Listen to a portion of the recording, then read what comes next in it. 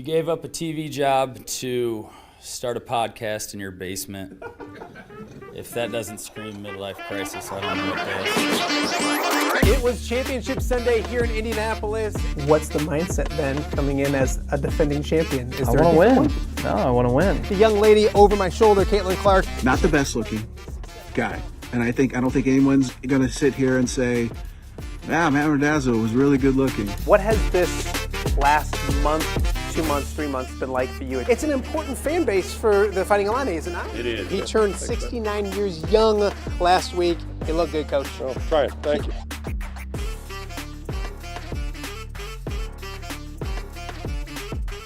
Welcome to Off the Air with Matt Randazzo here on a Tuesday in the Quad Cities, Tuesday, December 16th. Thank you guys so much for joining us. It is December 16th, which means 9 days until Christmas. 9 more shopping days. I was trying to figure it out if you got 16, 17, 18, 19, 20, 21, 22, 23, 24. So you got basically 9 days to shop. Don't wait till the 24th. Don't be that guy. Don't be that person. Get out there, get your shopping done, and then hopefully you can enjoy the holidays. And everybody, they're coming quick. So hopefully everybody's getting ready to rock for the holiday season. Thank you guys again for joining us. If you're watching us on YouTube, thank you. Make sure you're subscribing. If you have not subscribed, please do so ASAP. Also, tell a friend or two or 10 about what we're doing each and every day here in the Quad Cities. OTA, getting close to our year anniversary, coming up in early January. So we'll talk a little bit more about that as we get closer as well. If you're watching us on X, we appreciate that as well. X has been very, very good to us. Give us your feedback on X, on the chat, on YouTube as well. That's been very, very active as well. So continue to do those things as well and be interactive with us here on OTA. You can also check out the show on all the podcasting platforms as well. So Spotify, Apple, iHeart, Podbean, wherever you get your podcast. Go on there and type in Off the Air with Matt Randazzo, and you can listen to the show while you're out Christmas shopping or baking cookies or whatever you're doing this time of year as you get ready for the holiday season. Also, a special welcome to our viewers in Central Iowa. The show is seen on the WHO app every single night at 7 p.m. A lot of content for you guys, more today as well. So thank you guys for watching, your feedback, all of those kinds of things as well. We very much appreciate that. On Monday, if you missed yesterday's show, we had Pat Anger, we had John Marks talking about everything. We talked Bears, all of those kind of things, Packers, injuries, the great Luther Burden, if anybody listened, all of those kind of things. Brady Welch from Moline was on yesterday as well. Don Umland as well, talking about the last match of John Cena. So if you missed anything yesterday, Pat was entertaining as ever. Go back and check out Monday's show as well. As for today's show, a lot to get to on the show today. Coming up in a matter of moments, our good friend Kedric Prince will join us to talk some Illinois athletics. The basketball team with a tough loss this past weekend. They lost to Nebraska. Former Hawkeye Price Stanford was really, really good. He led the way for the Cornhuskers. They led big early. They grinded the second half, and they hit a shot when they needed to knock off the Illini 83-80. So we'll talk about that loss, what it means for Illinois, what Ked doesn't like about this team moving forward as we get ready for after the holidays and the rest of the Big Ten and beyond. So Ked Prince on that. We got Matthew Bailey to talk about because the former Moline standout has a big decision coming up. He'll have shoulder surgery coming up, and then he'll make that decision whether to go back to Illinois for another season or turn his attention to the NFL. So we'll talk to Ked about that, a milestone for Shauna Green, and a whole bunch more. So that coming up in just a little bit as well. Jan Jensen just got done meeting with the media, the Iowa women losing last week to Iowa State in a really good game. They bounced back with an easy victory over the weekend, and now they have some time off before UConn coming up this weekend, mighty UConn. So Jan Jensen just got done with the media a short time ago. Kyle Huesmann will join us to talk about what they found out with the media session, and then also look ahead to UConn back a little bit at the last couple games. Love it when we talk Iowa women's basketball with Kyle Huesmann. That's coming up a little bit later on in hour number 1 as well. And then in hour number 2, I'm really excited because my good friend Jay Kidwell will join us. Jay is one of the best in the business. Been here in the Quad Cities. Gosh, I think it's about the same time I was. So doing it. So 25, 26 years, maybe a little more than that, probably a year or two on me. One of the best in the business, also an amazing human being. So we're going to have Jay on, start talking about those stories of the year here in the Quad Cities. 2025 is coming to an end quickly. So what were those stories of the year that kind of stand out in the world of sports? We'll talk to him about that, get his thoughts on Iowa, Illinois, the shootout coming up this weekend. The Mercy One shootout is coming up later this weekend on Saturday. So we'll talk to him about that, and then a whole bunch more. Also get his thoughts on the late, great Jim Albrecht, somebody that was near and dear to his heart as well. So continuing to celebrate Jim Albrecht, and we'll continue to. His legacy will live on. We talked to John Marks about him yesterday. Jay Kidwell will get his thoughts on the loss, and it was a great loss of Jim Albrecht last week. It was a week ago today we received the news, the unexpected news of Jim Albrecht's passing. So all that with Jay Kidwell coming up in hour number 2. Really excited about that. And it's funny because people have always said to me, like, do you don't like the other guys at the other stations? I'm like, yeah, I do. Like, for the most part. I mean, there's been a few. We're not going to get into those, but there's been a few. But for the most part, I spend more time with those other guys than I do my family sometimes. And Jay was one of those people that has been a really good friend to me for a long, long time. So excited to chat sports, Christmas, everything in between when it comes to Jay Kidwell coming up in just a little bit. Some news and notes from the world of sports before we get rocking and rolling today. It happened during the show yesterday. I almost talked about it. Didn't get nearly enough time to give it its due justice, but the Iowa Hawkeyes have a pair of first-team All-Americans according to the AP. Bo Stevens and Logan Jones, both named first-team All-Americans. It's one of 2 teams in the entire country to have 2 All-American first-teamers, the other one being Miami. The Iowa Hawkeyes have had a first- or second-team AP All-American for 12 straight seasons, going all the way back to 2014 was the first year that streak began, which is amazing. And then it's the 5th straight season that the Hawkeyes have had at least one first-team All-American for 5 straight seasons, which is really, really remarkable what that program continues to do. And you see it there, Logan Jones and Bo Stevens. Both guys, I was looking this morning at like draft prospects and middle round. I think Bo Stevens was maybe a 7th round pick some places, 6th round pick.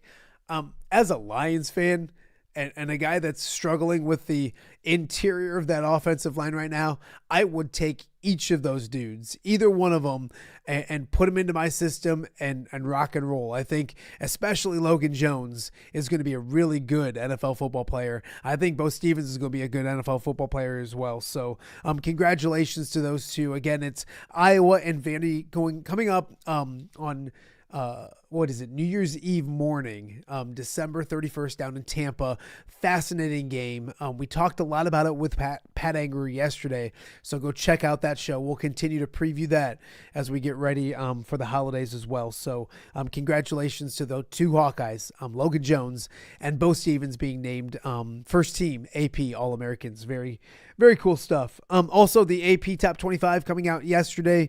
No change with Iowa State. They're still sitting there at number 4. They took care of business against Iowa. Obviously, they hammered Purdue last weekend, but the Iowa game, and then they killed, Eastern Illinois, I think, somebody like that over the weekend. But Iowa State sits there at number 4 in the country, well-deserved, undefeated, doing really, really good things. So they are right there. Iowa just outside that top 25. Played Iowa State great. The only other loss is to Michigan State, so Iowa doing well as well. And then there's Illinois sitting there at number 18 after their loss to Nebraska. I'm surprised that Nebraska, actually, I'm not surprised. They're sitting at number 15 in the country. I almost missed them. They're at 15. They're 11-0. Fred Hoiberg doing an amazing job right now in Lincoln. And the Cornhuskers, that'll be a really fascinating matchup between Iowa and Nebraska. They play twice, and obviously with Price Stanford coming back to Iowa City to play, and then obviously a rivalry with the two schools in football and all those kind of things. So those will be two really fun games to watch this year on the college basketball hardwood as well. So we'll talk more about the Illini with Kedric Prince in just a second. A few things from our poll questions yesterday. If you go to X and you check out X, we have our poll questions going every single day. Yesterday I had two of them. One with the loss of Micah Parsons. I wanted Bears fans to tell me who the most the person you could least afford to lose on the Bears roster, because I really didn't. There's not one that stands out. Like for the Packers, it's like Jordan Love, can't lose him.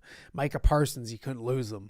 Lions, Aiden Hutchinson last year, you can't lose him. Jared Goff, and so probably it's the quarterback in Chicago.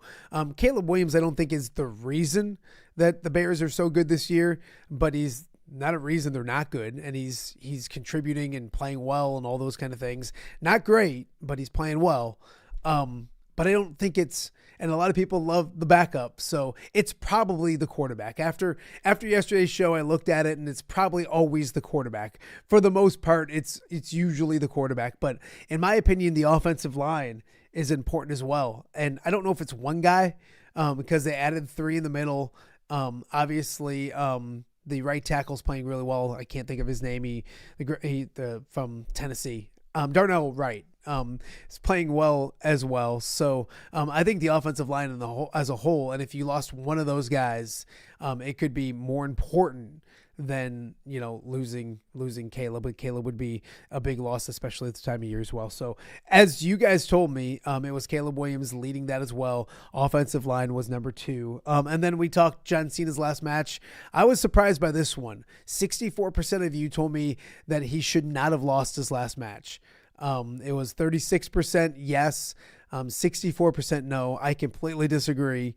If you're an old school wrestling guy, you go out on your back, you move forward, and you saw last night, if anybody watched Raw, Gunther came out with great heat, and he kind of paid it forward, and obviously good for the future when it comes to the feedback that Gunther is getting from the crowd. So that was the 2 poll questions. My poll question for today, nothing to do with sports. Over the weekend, after my Lions lost, I got bummed out, and I said, you know what? We're not going to... My phone's acting all weird. That was weird. Anyways, we're not going to watch football. Lions lost. Let's get our minds back to good thoughts. Let's watch some Christmas movies. So we did that. We've been doing it for the last couple weeks here at the Randazzo household. And I've been asking guests as they've come on, what's your favorite Christmas movie or something along those lines? So I'm asking you, the viewers, what is the best Christmas movie of all time? And I put my 3 favorite are Elf, Christmas Vacation, and Home Alone. And those are the 3 best in my opinion. I added The Grinch on there for my little man Carson, but there's other great movies. So if you're a Rudolph, Frosty, like old school type of guy or person and want to vote for them, let us know. But go to X and vote best Christmas movie of all time. My 3, I don't know how to differentiate the 3. I'll probably go Home Alone right now just because man, that's tough. Just because of growing up watching it. Christmas Vacation was on NBC every Sunday after Thanksgiving. And I remember sitting there watching it, not wanting to go back to school. My old man sitting in the rocker and just laughing his butt off. And I was laughing too, but when my dad got laughing, he couldn't stop. And so that might be partial to me as well. So it's Elf, Christmas Vacation, Home Alone, The Grinch, and then anything else you want to add on there as well. Go to it on social media. That's our OTA poll question of the day. Let's get to sports, and we do so by starting with a familiar face right here on OTA. So joining us now to talk all about the Fighting Illini, our good friend Kedric Prince. Happy holidays, my friend. Thank you. I'm looking forward to it. Happy holidays to you and your lovely listeners. Real fast, are you really spoiling the grandson or extremely spoiling the grandson for Christmas? How does that go? You know what's funny? I looked for another gift last night. I put it in my cart, and I thought, kid, you've done enough. Stop. Then I thought, you just got to push the button, man. Just push that button. So I did it. All right. How much Illini stuff have you gotten that little man? Look at this, man. You know the deal. I had to do it. I took care of him. You know what, though? I got a lot of that stuff, but he loves Spider-Man, so I got a lot of Spider-Man stuff too, man. So I love it. I did my job. Hey, these are the best holidays, and you know that when kids are young and all those kind of things, whether you have your own kids or grandkids, those are the best. I can't wait to see the pictures. I love it. I want to meet the little dude. Why can't I meet the little guy? On the golf course. Well, I want to bring him to your golf tournament, but if he can't golf, he will be mad. I'm telling you, he will blow that whole golf tournament. He wants his own. He has his own clubs. Hey, he can hit the ball, and the real clubs. He can hit the ball farther than Anger can, so he could probably play on my team, I'm sure. So, Ken, we got about 4 things I really want to hammer before I get you out of here today. First, let's talk basketball. The men's basketball team set back against Nebraska. You know, you look some places and it's a bad night and an extremely hot Nebraska team. You look some places and the sky's falling. How should Illini fans feel after the Big Ten game with Nebraska over the weekend? Concerned. I'm on that side of the fence, concerned because there's some things that I think needs to be fixed. This is me. You asked me my opinion. I'm giving it to you. You can't lose to a team like Nebraska, and that's not a slight knock against Nebraska. And I want people to understand, I have made it known, and I'll say it again on the show, Fred Hoiberg is one of my favorite coaches in college basketball, not because I'm just being Kedric. I got to meet him personally in Chicago for a couple of days when his kids were like little kids and, you know, his demeanor on the court. And then sitting at press row where I sit at the Illinois games, I sat next to some coaches that are horrible. I'm talking, if I'm an official, they'd be talked before the game started. Fred has never done that. He's a professional. He doesn't cuss. Nothing. Just nothing. He does not to his players, not to officials. So I respect that part of it. But what I'm saying is Illinois has put themselves in a position to be one of the top teams in college basketball. And I'm gonna if you want to win the Big Ten title and if you want to be considered like this year with Michigan and Purdue, Michigan was playing Maryland, and Maryland was giving them a game. Michigan ended the game, put their foot on their throat. Illinois couldn't do that. They kept trading baskets. My concern is because they can't guard well enough. They cannot. So the reason people should be concerned is because they can't play defense well enough. You know, when you hear the post-game press conference and the players are talking about missed assignments, I'm watching the game. I'm watching guys help off. You know, you don't do it. I don't know if I wouldn't do it. If a guy's going to torture me like that, and then I got to watch video footage yesterday. And I'm going to tell you, I'm not going to say this person's name because that would be really unprofessional. But there was one of the starters that killed them defensively. And it was awful. It was really, really bad. When you break it down, you can't win like that. So the concern to me is if they can't fix the defense, they're going to win some games because they're going to outscore people on that. But they're not going to win the Big Ten by letting teams come in your gym and torture you like that. Or even Ohio State. Thornton, they let 2 guys in back-to-back games score 25 points the first half. Yeah, I should be concerned, and so should other fans.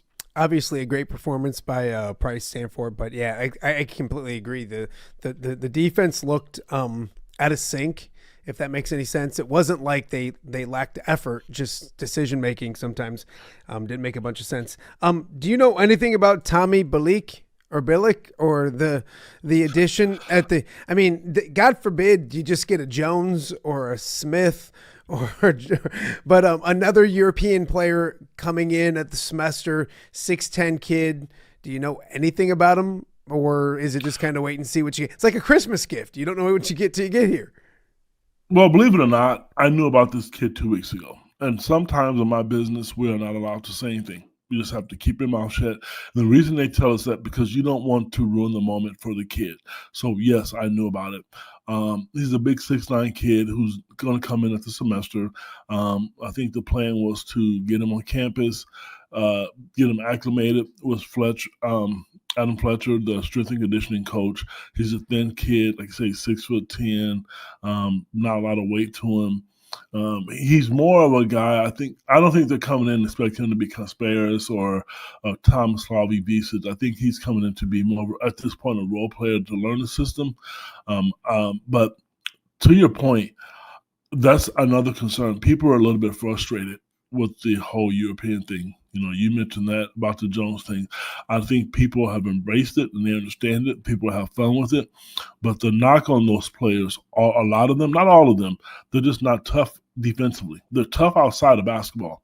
But you can ask anybody listening to this podcast, if you know of any friends who played overseas, and there's a lot of guys here in the Quad Cities that have played overseas.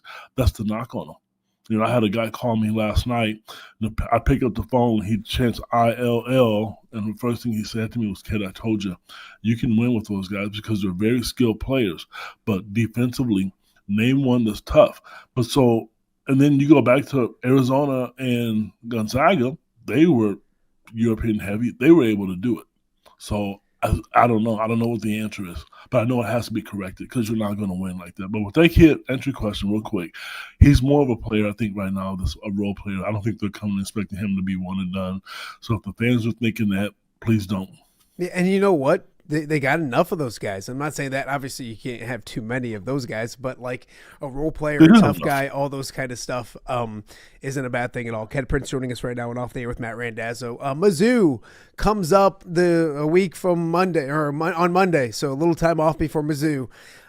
Is the bragging rights game? Where is it in your rivalry games must see? Games during the years, it still have the luster and the excitement in your opinion, or where would you rank it when it comes to the rivalries for Illinois on the basketball court? I think it's taken a step back, and I blame the teams first and the media a little bit. The teams, Illinois has won the last 2 or 3 years, I think. Then there was a stretch where Missouri did. The problem now with the rivalry, it's tough to get both teams to be ranked. You need Illinois to be good. You need Missouri to be good. So when they were both bad, you couldn't find them on TV. You knew in years past ESPN was going to be on there. And I don't care what's on ESPN now because it could be on. I don't want to say other networks to promote them, but there's other big networks you could put the game on with all the TV rights that they have now.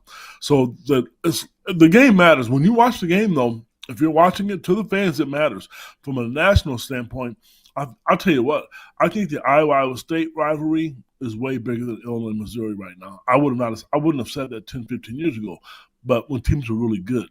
But like you said, right now, Illinois should be good on paper. I don't know if they're going to be, and then teams blow each other out. So this year, it seems kind of evenly matched a little bit. I think Missouri is a little bit better than what people think. Illinois should be, but you don't know what Illinois team you're going to get. Going into last basketball question for you, I got a little football before we go. Going into the 2026. Wow, it's crazy that I'm saying 2026, Ked. We're not supposed to be that old. But 2026, what do you want to see for Illinois? If you had one Christmas wish list and one Christmas wish you could get granted for this basketball program, what would you want to see happen? I'm going to keep this PG because I know people who listen to it. I know there's kids, but they have to become tougher. I want to see them get in people's jock and make it tough for them. I played for one of the best high school coaches to ever coach in the state of Illinois. And one of the things he always told us, Matt, we were at practice one day and he was like, Kedric, when people guard you, when they're tough, they're in your face, how does that feel? He says, it's uncomfortable. I'm like, I don't like it. He was like, you don't like it? I said, I hate when people guard me like that. His response was, return the favor to them. Make it uncomfortable for them. Make it so they don't want to be guarded. Illinois doesn't do that, Matt. That's what I want for Christmas. I want them to make people uncomfortable. I want them to get in people's faces. I want them to block out. I want them to force the officials to call fouls.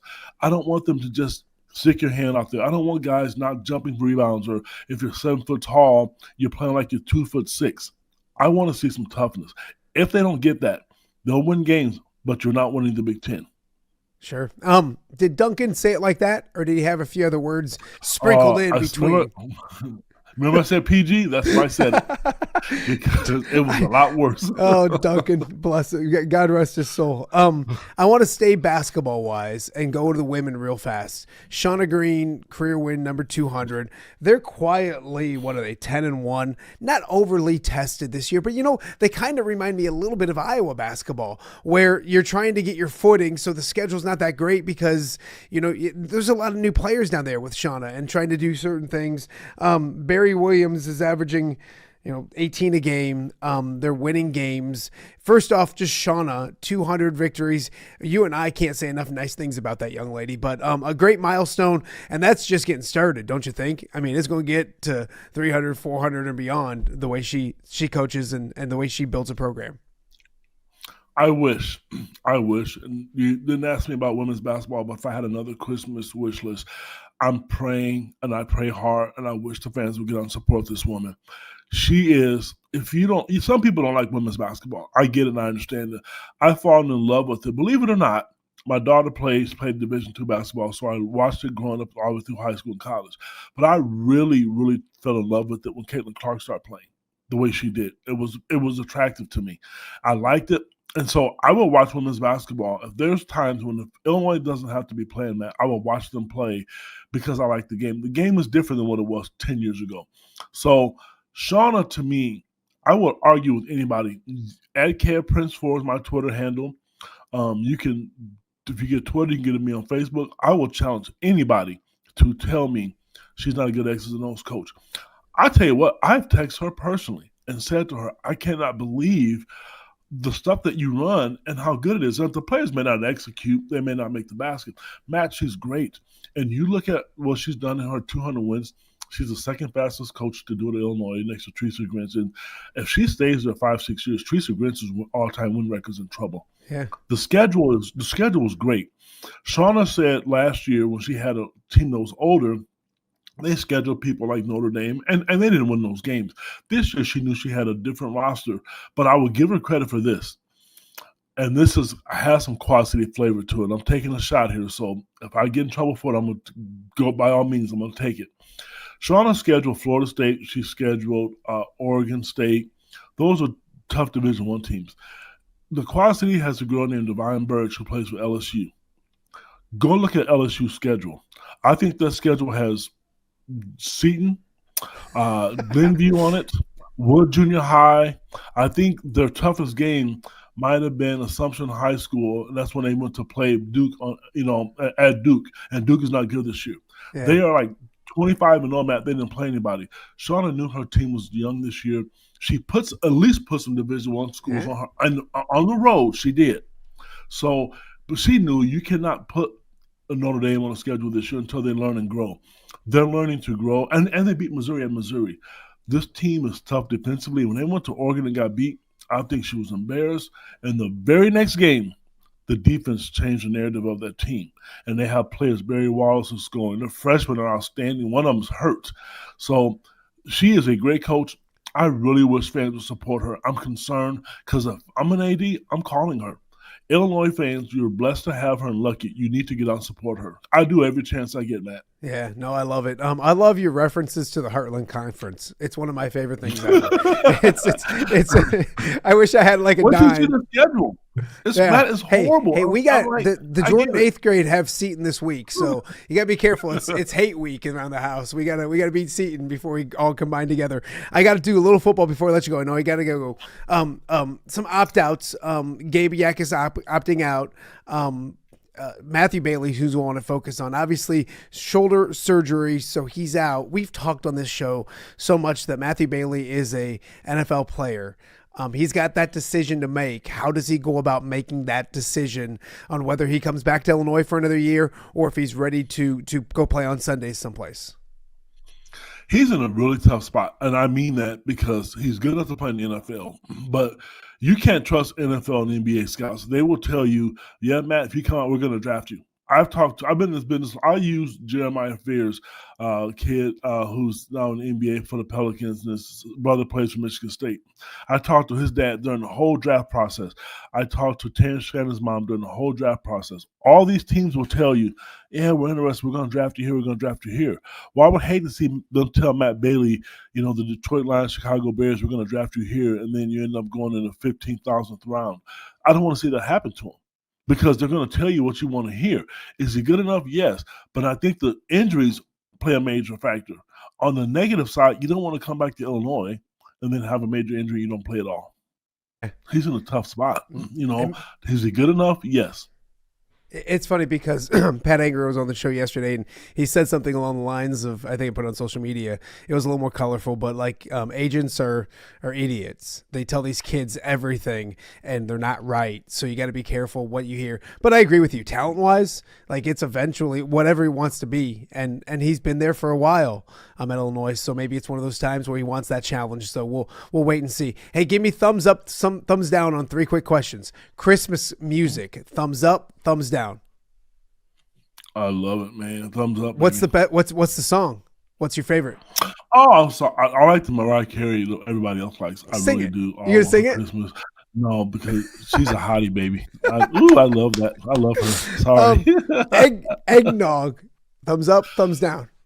Yuck. No, not a fan, man. I don't drink it at all. Christmas movies. Thumbs up, thumbs down. Oh, my favorite Christmas movie is Santa. What is it? It was the one with Vince Vaughn in it. I forget. Gosh darn it, Kedric. You asked me my favorite Christmas movie. That's what it is. It's not for Christmas. It's not like Elf? Him. No, I don't. Or what? like Christmas Vacation? Elf is good. Christmas Vacation? I'm an older guy. I like those movies, but the Vince Vaughn is one of my favorite actors. I know which movie you're talking about. I can't think of the. Yeah. Me either. Gosh darn it, Kedric. But no, I do. That's my favorite Christmas movie. I tell you what, I've watched it. I don't know how many times, to be honest with you, because I record them and I love just them as an actor. Christmas is one of my favorite holiday seasons. Excuse me, of all time. So I just love Christmas. I think it's great. I think people's moods change. I just think it's good, man. So no, we did. No, I think what it is. It's called Fred Claus. I googled it. Yes, there you go.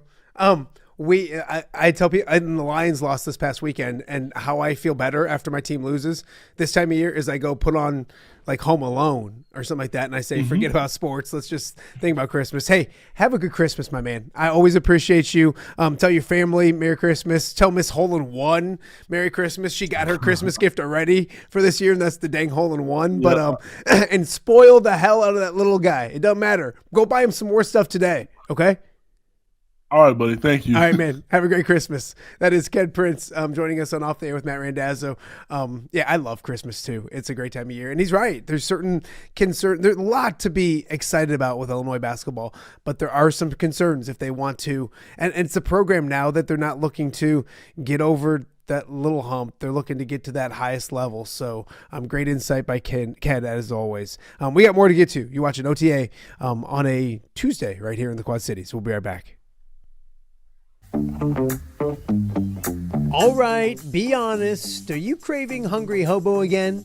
You know, that fresh sliced meat piled high on those amazing sandwiches, hot off the grill chicken and steak with all those delicious toppings, the biggest and best selection of baked potatoes, or simply some waffle fries dipped in cheese. Well, now that Quad City favorite is even easier to get. Download the Hungry Hobo app today. Order ahead, skip the line, and earn rewards all at the same time. There's Double Points Monday and exclusive specials as well. With 12 locations in the Quad City area, it's Hungry Hobo. Now even easier to find, but still hard to resist. Rafferty Funeral Home, dedicated to serving families in the Quad Cities since 2007. Hi, welcome. Here, come on in. An experienced staff plans each service to reflect the unique life and legacy of your loved one. Rafferty Funeral Home is proud to serve our community with dignity, respect, and compassion, helping you to celebrate your traditions and lasting memories no matter your faith, culture, or budget. Rafferty Funeral Home in Moline. Call today to discuss prearrangements.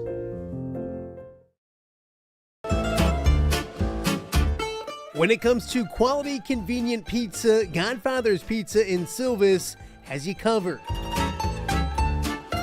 Featuring a beautiful dine-in area, delivery, and a carry-out window. Godfather's Pizza is that pizza you grew up with, not a convenience store. You see, at Godfather's Pizza, the dough is made fresh daily. That mozzarella cheese is shredded fresh and never frozen. And those toppings are abundantly piled high each and every time. Locally owned and operated since 2010, Godfather's is a huge supporter of local athletes right here in the Quad Cities. So come on by and check them out at 1211 Avenue of the Cities in Silvis. Order online at godfathers.com and reunite with that same delicious pizza you grew up with. Welcome back to Off the Air with Matt Randazzo here on a Tuesday in the Quad Cities. A lot going on. Thank you to Kedric Prince for joining us and talking some Illini basketball, football, women's basketball, everything in between. Really excited because we've started a little topic, and it's amazing. I can ask a good sports question on the poll question, and it's like crickets. But I asked the best Christmas movie ever, and next thing you know, I get a million responses. Is Die Hard a Christmas movie? I mean it's a controversial subject, to say the least. Kyle Huesmann is not Kedric Prince, so let me change your name while I do this as well. See, I got to do everything, Kyle. Everything in between. Kyle, what's the favorite Christmas movie, and is Die Hard a Christmas movie? It's set during Christmas, is it not? So yes? Yeah, I would say it is. I mean, I'd say it is. You're just saying this because it's your boss, Tom Kakert, that's giving me the grief on social media right now. No, I'm just kidding. No, I've watched it with my uncle and my dad several times on Christmas before. We'll probably watch it again this year. It's kind of like I wouldn't call it a tradition. Is that the favorite? I'm not a big movie person in general, so I'll sit down. I don't know what it is. I'll sit down and watch a football game or watch a 9-inning baseball game, but I don't sit down and watch a movie. Yeah. I guess it's probably because I can get up during the commercial break of a football game or something, but I can't get up during the movie. But I'm not a big movie person. I guess there's a couple, like A Christmas Story is pretty good. It's like a classic one. But yeah, Die Hard's got like the action though, and that's, I guess, what makes it a little bit more interesting. But yeah, I mean, it's set during Christmas time, so I guess that counts, right? I'm not a movie person in general. Like, if people ask me, actresses, actors, sports movies I watch, and Christmas movies. And like I just told Ked recently in the last segment, a lot of times I watch the Christmas movies just to get away from sports if my team lost. Like Sunday when the Lions lost, I think we watched Home Alone because I'm like, I want to get away from sports and feel better. It didn't work for me, but that's a whole different story. You've been busy already this morning. A lot going on with Iowa women's basketball. We haven't talked to you since the Iowa State game. They killed somebody over the weekend. Now UConn's coming up. You just chatted with Coach Jensen this morning. I guess we'll start with, what did you get out of that when it comes to news and notes from this morning? Anything big? Yeah, I think, the first thing is we got to meet with Chit Chat Wright today. She was one of the two players that we got to talk to. So nothing crazy from that. She's still trying to work through her first winter in Iowa. But it was good to see her come in and be the one to talk, because that means she's going to be ready to go this weekend. Didn't play the second half against Lindenwood. Again, it sounded like precautionary reasons to not play in the second half against Lindenwood, but it was good to see her today. I think, the thing that Jan brought up today, though, was kind of interesting that I hadn't really, caught on to yet, was that, UConn this weekend, it's number one UConn. They're probably going to be, 15, 20-point underdogs, which is something that hasn't really happened much at all for Iowa the last few years. You might have to go back to Baylor in the 2018 Elite Eight for the last time they were that big of an underdog. But what Jan said is this is different. Like, generally when you play UConn, you're playing in stores for the second round of the NCAA tournament, or you're playing them in the Elite Eight, or like Iowa did in the Final Four. And a couple of years ago, Iowa was the favorite in that game by a couple of points. But still, generally, when you're playing UConn, it's always daunting because it's UConn. It's the same as South Carolina. You see South Carolina's schedule, and it's always daunting. But generally, that is like we're playing for our season, right? Like if we lose to UConn, if we lose to South Carolina, season's over, we move on to next year. Jan said it's different this year because you lose to UConn, you still got 17 Big Ten games left.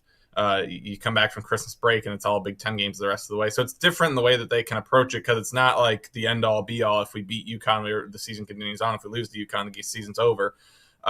So she was saying that the way they approach is, let's go in and put together our best effort. If we lose, we lose. If we win, we win. But let's go out there and play our best against them, knowing that whatever happens in this game, there is still a full Big Ten season left. So I guess it's a little bit different approach, just because, like I said, usually when you're playing a UConn or a South Carolina or something like that, the season's on the line, and that's not the case this year.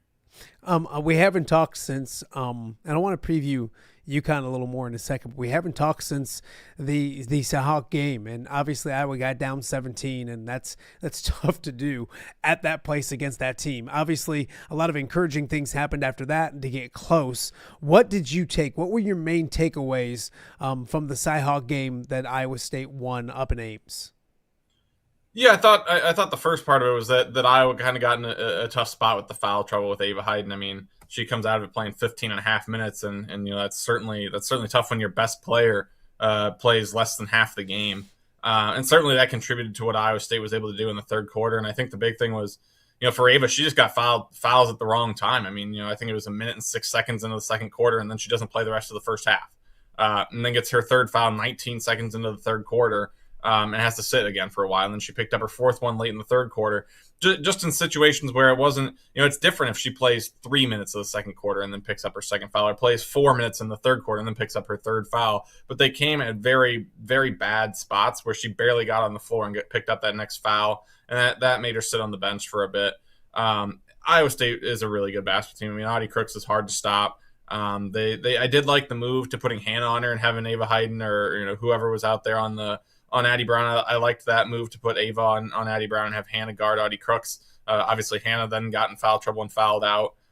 There were a couple of big buckets late by Audie Crooks where Hannah had 4 fouls and really couldn't try to contest. So I think foul trouble played a big part of it. I'm not going to say that was the why Iowa State won. I thought they played a really good game. I mean, Addie Brown was phenomenal with 20 and 12. Obviously, Audie Crooks had 30 and 10.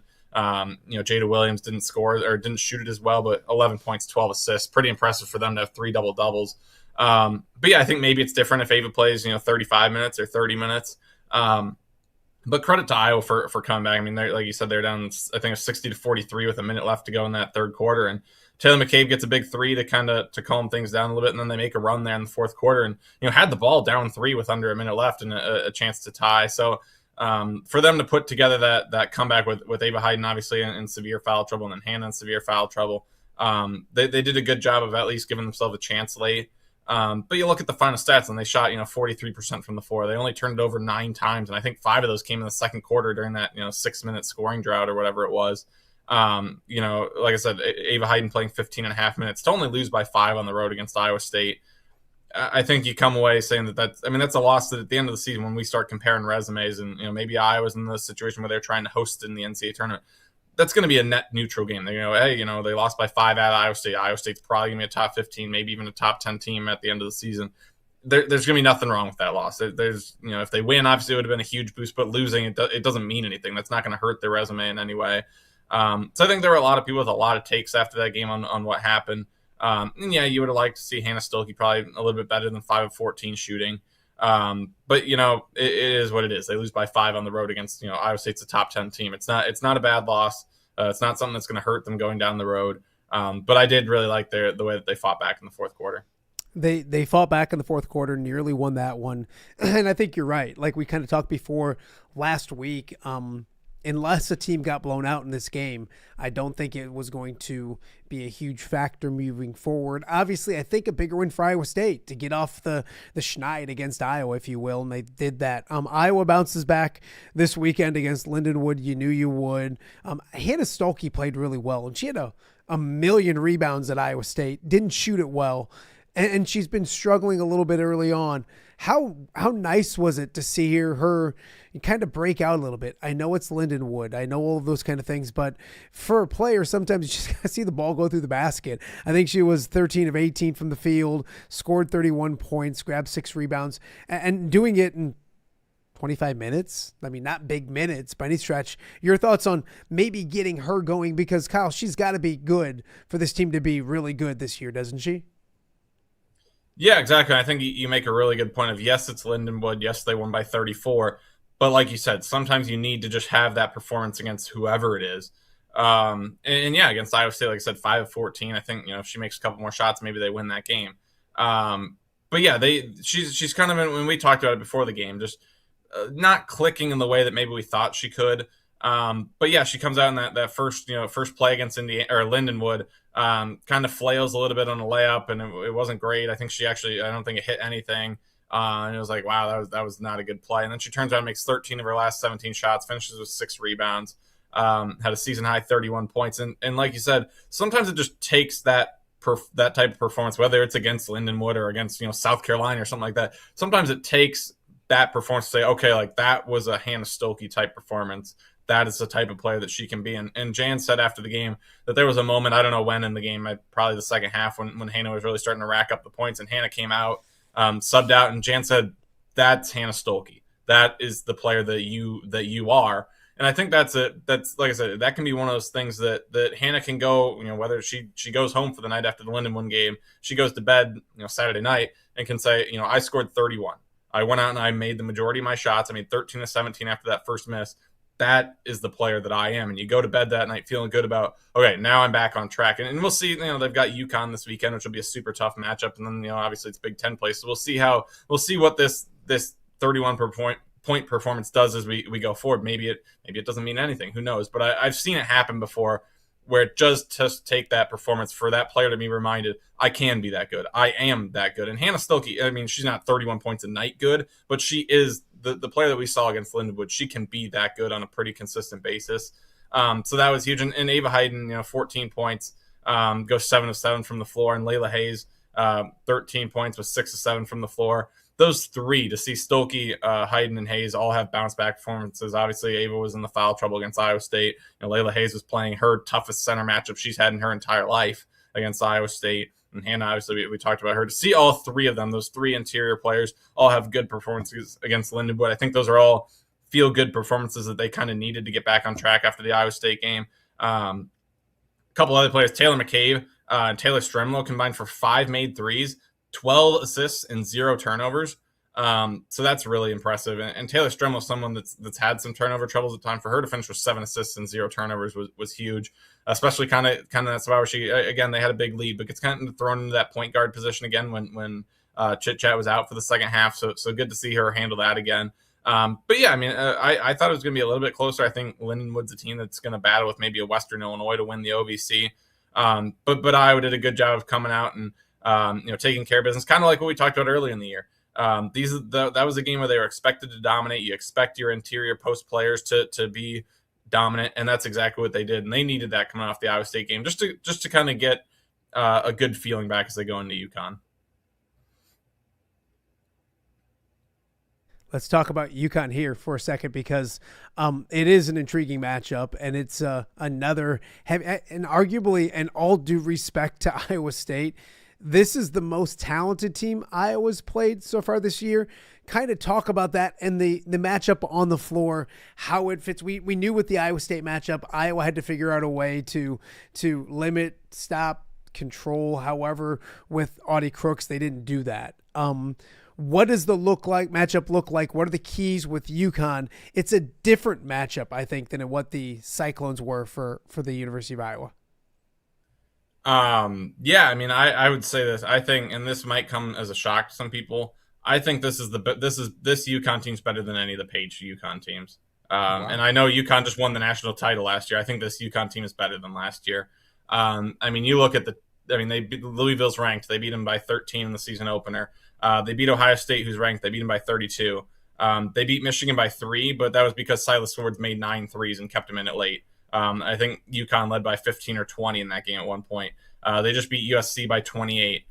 Utah's having a little bit of a down year from what they're used to, probably like a fringe NCAA tournament team, but they beat them by 52. So UConn's just going out and beating everybody. I mean, I know DePaul's not good and Xavier aren't good in the Big East, but UConn just beat DePaul by 90. So I mean, this is a UConn team that really, maybe not quite as dominant as you think of. Like, you think back to like the UConn teams of like Maya Moore and those teams that, like, when they had those long winning streaks, they're not quite that level, just because, women's basketball's gotten to a little bit more, the talent's a little bit more spread out. But this is a UConn team that kind of, at least to this point, gives you, kind of that thought of, wow, this is a team that's just absolutely obliterating everybody. And it's, you mentioned the Iowa State matchup. Audie Crooks it was obviously the one in that matchup. Yeah, they have Addie Brown, but a lot of times when you play Iowa State, it's Audie Crooks. How do we slow down Audie Crooks and make an Addie Brown score more points, or make one of their other guards make a bunch of threes? And obviously no one has found a good way to stop Audie Crooks. So generally they don't have to test. Can they score with players if Audie Crooks were to score 10 points? Generally, they don't have to win a game like that because Audie Crooks puts up 30 anyway. But UConn, just across the board. I mean, AZ Fudd's averaging 18 points a game. But how about this? I mean, she's made 34 threes. She's averaging more threes per game than Taylor McCabe, and she's shooting 53% from three. I mean, she's 34 of 64. That's just unreal numbers to be that. And I think Sarah Strong, I think Lauren Betts is really good over at UCLA. I think there's other players that are really good. I think Sarah Strong's maybe the best player in the country. Averaging 17.5 points a game, 8.7 rebounds, 4.9 assists, 3.4 steals, and 2 blocks a game. And that's 49 assists to 13 turnovers as a power forward. She can handle the basketball. She can shoot the three. She's 11 of 33. She shoots at the free throw line well, above 85%, almost shooting 60% from the floor. I mean, Sarah Strong is really just an incredible basketball player. I am very scared to see what she's going to be like next year and as a senior at UConn. I mean, she's already, to me, maybe the best player in the country with what she can do across the board in terms of stuff in the stat sheet. They've got Ashlyn Shade who can shoot the three. They've got KK Arnold who's their playmaker at guard. She's got 45 assists to 10 turnovers. There's numbers in here, and they've got Sarah Williams who's a former Wisconsin player, entered in the portal. A player at Wisconsin that maybe didn't get quite the accolades that she deserved just because Wisconsin wasn't a great team. But she's shooting above 50% from the floor. Averaging only 7 points a game. But the thing of it is they've got so many weapons that sometimes she kind of gets lost in the shuffle in some games. Yeah. But you're talking about an all Big Ten, first team all Big Ten player that's averaging 7 points a game at UConn in the starting lineup. That gives you a good idea of what UConn's got for weapons. And like I said, I ran through the schedule there. You look at all these stats for UConn, you say, man, those are impressive. They must be playing nobody. I mean, their average net ranking their opponents is the second. They played the second toughest strength of schedule in terms of that. With all the ranked teams they played. So it's really impressive what they've been able to do. Obviously the Ava Heiden's going to be going up against Sarah Williams. That'll be an interesting matchup. And it'll be a matchup that Ava does have some familiarity with because she played late in the year last year when they played Wisconsin, the regular season finale, and then the Big Ten tournament. That was kind of when Ava was coming on a little bit late. So she's played against Sarah Williams before. But you talk about Hannah Stolke going up against Sarah Strong. I don't know who Kylie Fierbach would go up against. Maybe it'll be AZ Fudd. It could be, KK Arnold. That'll be interesting to see. But yeah, I mean, UConn is just a really impressive basketball team. I think Iowa will probably be between a 15 and 20 point underdog. I think USC was like a 20.5 point underdog. So it's gonna be a tough matchup. It'll be interesting to see what Iowa tries to do to maybe slow down UConn a little bit. But I mean, the depth of their options, and then off the bench they're bringing Kaylee Heckle, someone that started at USC, or maybe didn't start at USC last year, but played off the bench and played big minutes. They've just got so many people across the board that can beat you. Kyle, you're painting a pretty picture when it comes to Saturday. How does it look if Iowa can hang with, get close to, shock, if you will, UConn? What do they have to do? Give me a few things that has to happen for Iowa to keep this thing close and maybe win this game at the end. I mean, the first thing is Hannah Stolke's got to be she doesn't have to put up 31 points. I mean, that would be great if she was able to do that. But she has to be closer to the player we saw against Lindenwood than the player that we've seen against Iowa State and maybe in a few of the other games early in the year. And Ava Heiden can't play 15 minutes, right? She's got to be able to play 30 minutes and be out there for the majority of the game. Because, you look at some of the advanced stats, Ava Heiden is the most important player on the roster right now for Iowa. And the good thing is that I will say is that Chit Chat Wright is, as I mentioned, we talked to her today at media availability. That shows that she's ready to go for Saturday. UConn forces a lot of turnovers, 23.6 turnovers a game. They need someone like Chit Chat who is very calm at the point guard position, doesn't force things, doesn't turn it over a ton, to be able to start the offense and get the offense going without turning it over immediately. Because it's a UConn team that can really pile up the turnovers on you, and they don't turn it over a lot themselves. I think Iowa's going to have to shoot the three ball pretty well because UConn can do that as well. That's just the thing about this matchup is you talk about things when you're trying to upset someone. It's generally like, well, if you make a lot of threes, UConn averages 9 threes a game.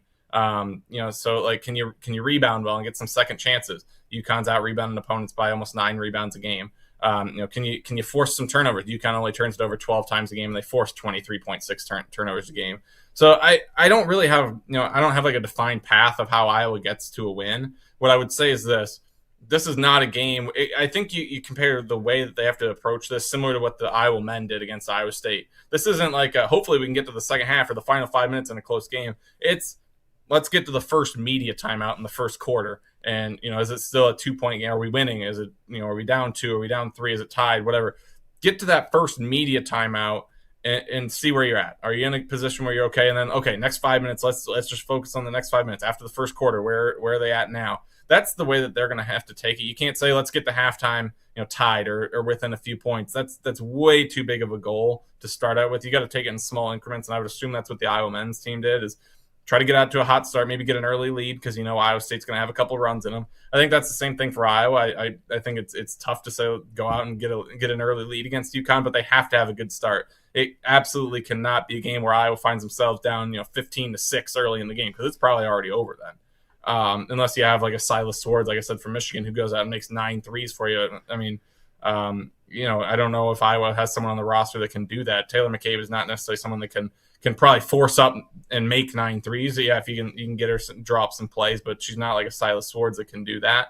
So I don't know if they have someone on the roster that could bring them back like single-handedly, almost like Silas Swords tried to do. So they've got to keep it within a few possessions, and UConn's going to have their stretches where they're going to go on some runs, but Iowa's got to weather those. It's just a really daunting matchup, and this is going to sound like it comes off me being like Iowa has no chance and whatever, but I think that this is the same feeling that basically every team that UConn plays has. And it's like I said, it gives you the feeling of like a few years ago, like a decade ago, UConn, where it was like, man, this is just going to be unreal to try to win this game. But like I said, I think this is a better UConn team than the Page teams. I just think they're that deep, they're that good in the starting lineup. But Iowa just has to find a way to stay in it early. And like I said, the big things are not turning it over a ton of times and giving UConn free possessions, because it's not like you're playing a Lindenwood or something where you turn it over 20 times. They're not going to make a shot on every one of those turnovers. UConn will turn your 10 turnovers into 20 points, and that'll be the story of the game, is how you turned it over too much and they were lethal in those turnovers. You can't give up second chance opportunities, because it'll become Sarah Strong grabbing an offensive rebound and she'll finish for a bucket and the foul, and then she'll go to the free throw line or something like that. So Iowa just has to be really strong in those areas of limiting second chance opportunities, limiting turnovers, and making sure that they aren't giving UConn extra possessions, because UConn is good enough to win without those extra possessions. You don't need to give them more and give them chances to turn it into a blowout. Kyle Huesmann from the Hawkeye Report joining us. One more before I let you get out of here. You look at this early part of the season. We talked expectations before the year when you came on, and then now we're here and we're almost to Christmas. Obviously, there's that big game this Saturday, but before UConn, can you grade what we've seen from Iowa in the non-conference? Would you give it an A? Would you give it a B? Are there certain things that concern you? What are your thoughts? Give me a letter grade for Iowa's non-conference run before, obviously, the toughest game on the schedule, and that's UConn coming up on Saturday.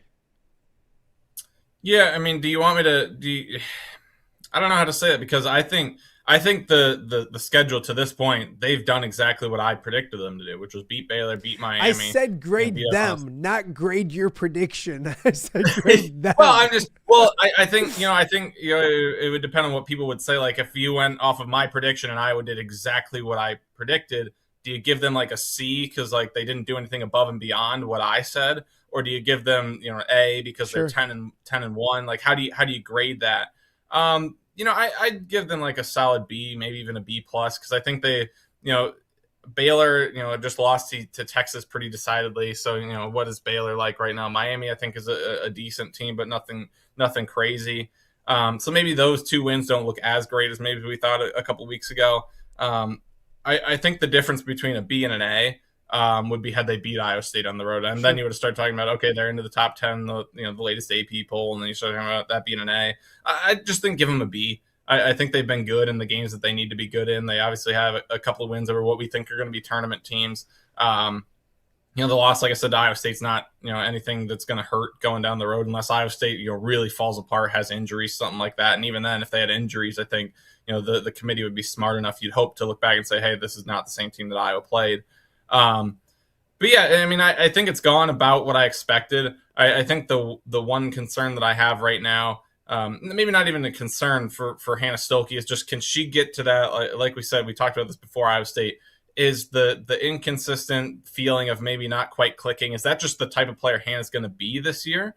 Is she able to reach that next level, or that level that we feel like she could get to this year? Or is she just the player that we've seen through 11 games? Is that the Hannah Stokey for this entire season? Or is it like we were just talking about? Was Lindenwood the turning point where she hits that extra level and really starts going? I think if she starts going, that feels really good for Iowa, because then, obviously you have someone that you can really count on there, along with an Ava Hayden in the front court. But my concern would be if Lindenwood was just, Lindenwood, right? And maybe Hannah's just that player that fits in pretty well, but not quite to that level that we thought she could be. I think that would be a concern but that's something that you have to evaluate over the early part of Big Ten play. The other concern for me is free throw shooting right now. I don't think this team overall is a terrible free throw shooting team. The problem is that their below average free throw shooters are the only ones getting to the free throw line right now. Ava Hayden has shot the ball at an average level from the free throw line. She gets to the free throw line quite a bit. Hannah Stokey's taken a very steep drop in free throw percentage from last season. I think down about 10%. She's getting to the free throw line quite a bit. And when Layla Hayes has come in off the bench, she's managed to get to the free throw line a decent amount as well. And she's shooting the worst out of the three of them. So, and you look at the guards. I think the guards have shot the from the free throw line really well, but this isn't an Iowa team that really gets to the hoop a ton. It's not like a Caitlin Clark who is consistently getting fouled, driving to the basket, things like that. They just don't have a group of guards that gets to the free throw line. I mean, Taylor McCabe's a great free throw shooter, but she's not getting fouled on 3-pointers 4 times a game to get to the line. So the problem with this team is that their guards, who are their best free throw shooters, just aren't getting there that much. And the players that are getting to the free throw line, your Hannah Stokey, your Ava Hayden, your Layla Hayes, are not shooting the free throws very well. And when you start talking about Big Ten play, and we talked about this before the year, all the toss-up games there could be against, at Indiana, your Minnesotas, your Maryland on the road, that's going to be a big one. You start talking about like Ohio State and USC and all those. There's going to inevitably, like it was last year, a lot of 1, 2, 3 possession games. And if you're shooting 50% from the free throw line, you're going to lose some of those games. Oh, and you're going to make games that maybe you should have won by 10 points. You're all of a sudden going to be in a 2-possession game at the end because you didn't make enough free throws. So that is a big concern for me right now, is that the players that are getting to the free throw line for Iowa are their worst free throw shooters. And whether that means you got to go in the gym and instead of shooting 100 free throws, they got to go shoot 200, 250 free throws. They have to find a way to improve there, because they're going to lose a close game somewhere if they're shooting 9 of 18 from the free throw line or something like that in a close game. But overall, I think in terms of, Chit Chat, you'd like to get her back in the flow and not missing a half of a game against, Lindenwood, or almost a full game against Rutgers. Get her back to the point where she's playing full games. I think she's only completed 5 full games this season. And once they get her back going and playing full games again, she's been really good when she's been able to play full games, was really pretty solid against Iowa State. So I think this team, like I said, I'd give them like a B grade right now. But I think over the first part of Big Ten play, there's a lot of winnable games early. I think their next 5 in Big Ten play are all winnable. Yeah. If they can get to like a 5-0, 6-0 start in Big Ten play, and I think they probably lose to UConn by double digits. But if they can get through that early stretch, and maybe we see a Hannah Stokey get a little bit better, maybe we see the free throw shooting get a little bit better. There's chances here early in Big Ten play for them to really gain some momentum before. I don't know the exact date, but they get Michigan State, who's ranked right now. They get them in Iowa City in January, and that'll be. I think it's very possible that Iowa could go in that game with like a 16-2 record or something like that.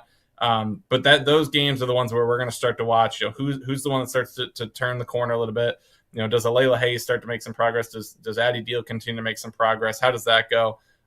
So it'll be interesting to see over like the next month or so how this team starts to continue to grow. It's definitely a work in progress. It'll be a fascinating early January into February with this basketball team. They've been fun to watch so far. Hopefully they're fun to watch on Saturday, and hopefully they can hang in there with, and I agree with you, Kyle, one of the best teams in the country, obviously probably the best team in the country, and maybe one of the best UConn teams they've had in a while. So, hey, if I don't talk to you, I don't know exactly. It's funny. Somebody's like, hey, when are you doing shows over Christmas? I'm like, I don't know. So you're always there for me when I need you. But if I don't see you over the holidays, or if we don't talk before the holidays, have a great Christmas. Enjoy Die Hard or whatever nonsense you're watching on Christmas. And we'll catch up with you again real soon. Thanks, Kyle. Yeah, have a good Christmas. Thanks for having me on. You bet. That is Kyle Huesmann from the Hawkeye Report, talking about a big game. And it's cool because and we didn't talk about it a lot, but it's also the national attention that Iowa's going to continue to get. That's a Fox game, a nationally televised game. If you're watching football all weekend, you saw the doubleheader that they have women's basketball wise, and the promos and commercials they're running for that.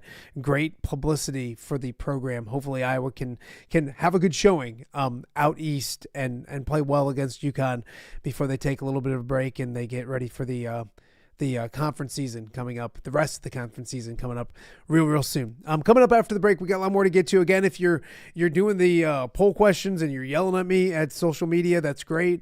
Your favorite Christmas movie, I have 4 choices. That's all I have on X. So I did Home Alone, Elf, and Christmas Vacation, which are easily my favorite 3, and I think the best 3 of all time. I put the Grinch on there, and yes, I mean the Grinch one with Jim Carrey, the good Grinch movie, but I have a 8-year-old, actually 6 from school downstairs, that loves the Grinch, so we tossed the Grinch on there. If you have another movie, put it on there. Let us know, all those kind of things. We're talking Christmas movies online, and we're going to talk with maybe the Santa Claus of the Quad Cities. And I mean that just because he's jolly and happy and one of the best people I've ever met, not because he's big in any stretch of imagination. Jay Kidwell, my great friend Jay Kidwell from WHBF Channel 4, joining us here after the break to talk about sports and everything, and also remember the legacy of Jim Albrecht a little bit as well. So all of that still ahead right here on OTA. We'll be right back. Give me the keys. Learning to drive can be stressful for both the student and, yes, the parent as well. Relax. There's an easy way to avoid the stress. Skiles Driving School in East Moline has been helping new drivers hit the road with confidence for over 20 years. Whether you're a teen earning your first license or an adult looking for behind-the-wheel training, we've got you covered. Their certified instructors are patient, experienced, and use modern vehicles equipped for safety and comfort. From classroom instruction to real-world driving, we make learning safe, affordable, and even fun. Call 309-278-0098 or visit skylesdriving.com. Skiles Driving School. Get in, buckle up, drive your future forward.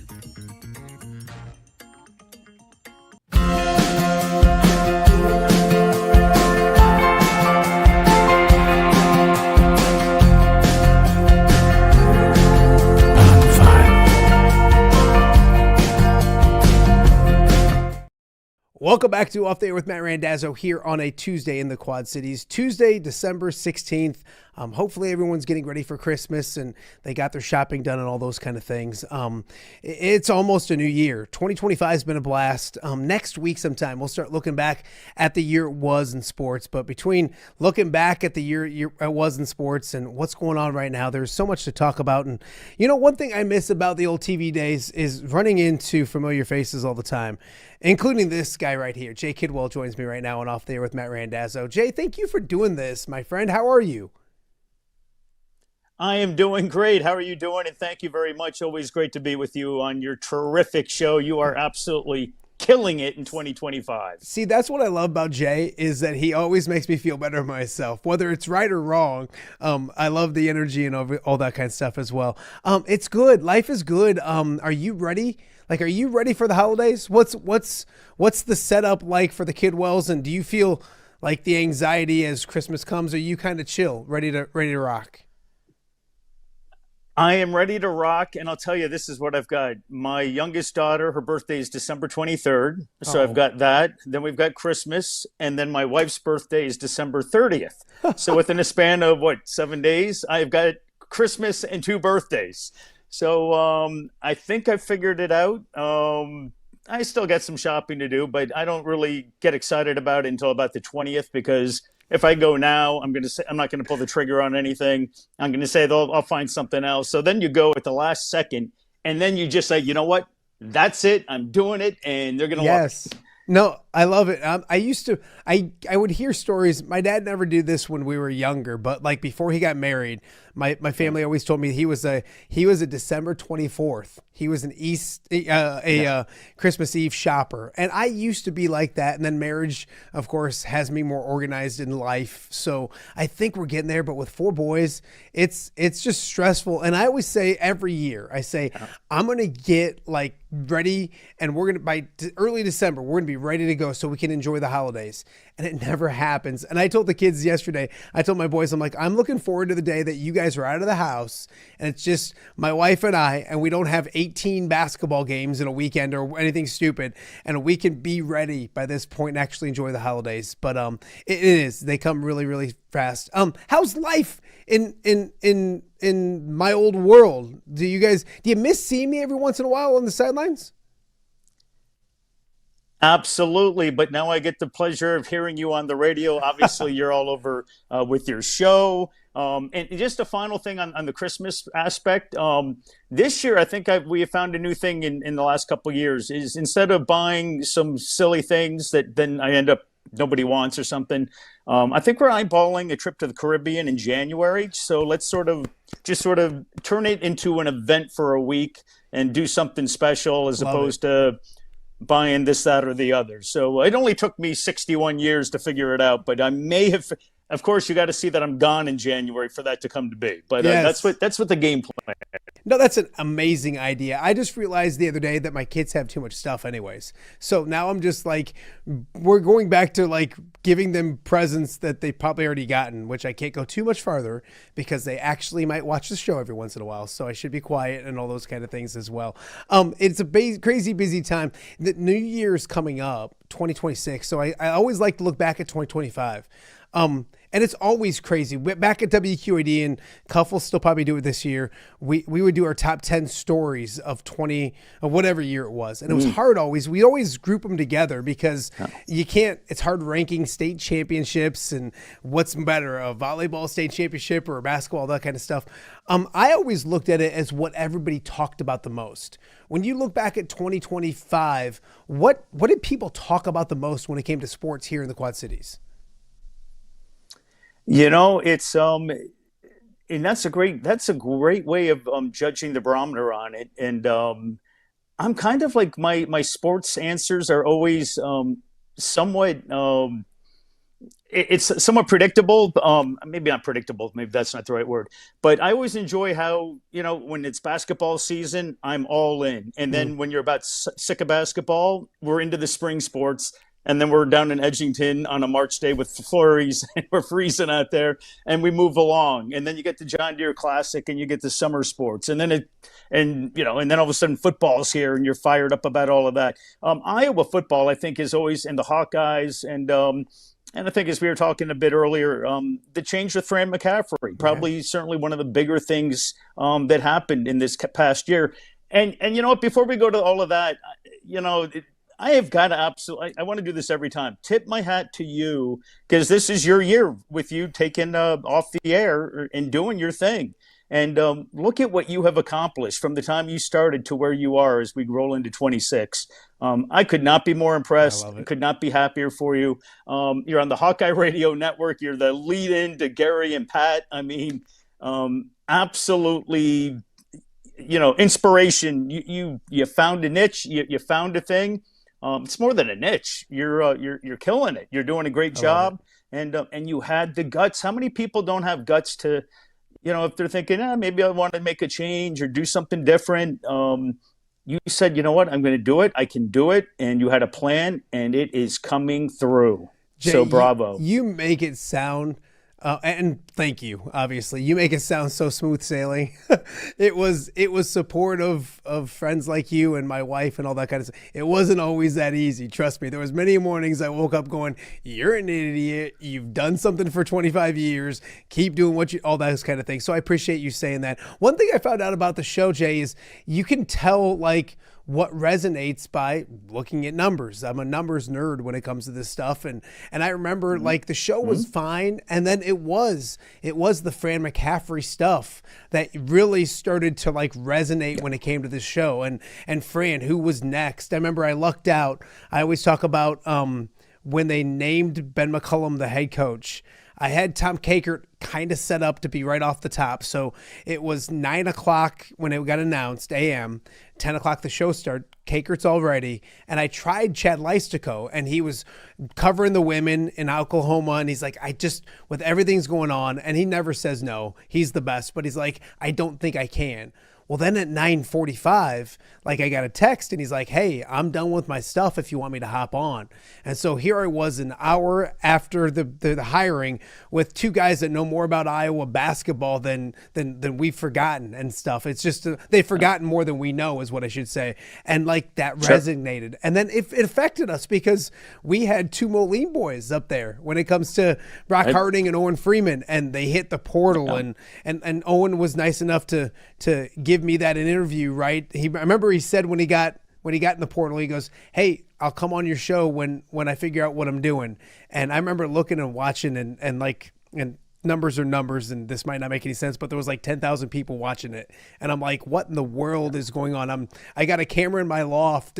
So, I mean, I think when it comes to those kind of things, I think that was a big one. You mentioned the John Deere Classic, not just them, not just the champion and Brian Campbell, but, you know, the security, the announcement of an extension. Kind of talk about that event, because it seems like every year everybody's talking about the John Deere Classic and who's going to be here, who's coming. We had good names once again, all of those kind of things. That event seems to be like a top 2 or 3 event every single year in the world of sports. Could not agree more with you on that. It is tremendous. And the build up to it, the anticipation, the names, through Barry, through Andrew and company, as you come down to JDC week. But to think of how they handled things over the years, whether it was the Jet, and what is that now, probably 10 years ago? Probably more than that. But yeah, probably more than that, sure. How they embraced, with the British Open, which used to be the immediate week after. But they not only embraced it, they made it a win for them by coming up with the Jet idea. Michelle Wee way back when, and then obviously Caitlin Clark a couple years ago. Just always coming up the concerts. Just always coming up with new ways to continue to grow the event. And now with those concerts, as you're out there on the weekend scene, sometimes walking around doing live shots after, the Sunday 5 o'clock after the tournament wraps up. It used to be like on their way out, and I'd have some space up there. Now it is absolutely, I'm wedged in with people on their blankets. They're getting ready for the concerts, and it's just an electric scene out there. So Andrew Lehman and the crew, they just continue to impress, and that is the most unique week of the year, as I'm sure you probably would agree from your TV days. It is just such a fun event, a different event. I remember one of my weekend guys that came in, his first week ever was JDC week. So he's like, oh, this is pretty good. Come to the Quad Cities, and we got the PGA Tour rolling into town. Got the blimp flying over Silvis and all of that. And then I think on Monday evening I had him on the first base foul line, standing next to a bucket of dirt and shooting a sub-state baseball game. Yeah. So I'm like, it's a 1 week adventure. It's a 1 week adventure, but the JDC is always just a special time. Jay Kidwell joining us right now on Off Day with Matt Randazzo. Coming up this weekend is the, I almost called it the Genesis Shootout, the Mercy One Shootout. I got to make sure I get my sponsors correct. Pete Ivanik's done a fantastic job with that entire event. Yeah. He's stepping down and kind of transitioning to Gary Thrapp, who's another amazing human being here in the Quad Cities. And we're going to have Pete Ivanik on later this week to kind of preview it and kind of look back with him too, because we've watched that event, Jay. That means, it shows how old we're getting, is because we've probably gotten, because I guarantee you and I were hanging out there 20 years ago, getting ready for that event to start. And we 25 years ago, probably. It's been such a fun event to watch. And I think they've done a good job of ranking it every year, and you have that constant flow of people at Augustana College, and it's a great place for us to be. And then, no doubt about it, by the end of the night, probably earlier in the night than that, but you get ready for that marquee matchup, and you look around, and they're 5 deep around the railings, and we've had some heck of a matchups. Like this year's is good, but we go back to Bree Beal and company playing in that thing, and the Chase and Randalls and all those kind of things as well. What do you think about that event when it comes to the shootout? And each and every year, it's like that December tradition here in the Quad Cities. Oh, it's something special. I mean, namely, that first game, 10 or 10:30. I'm not there every year for the first game, but you know what? There's been some years where I'm there and I make a point of being there from start to finish, back and forth to the station for editing, of course.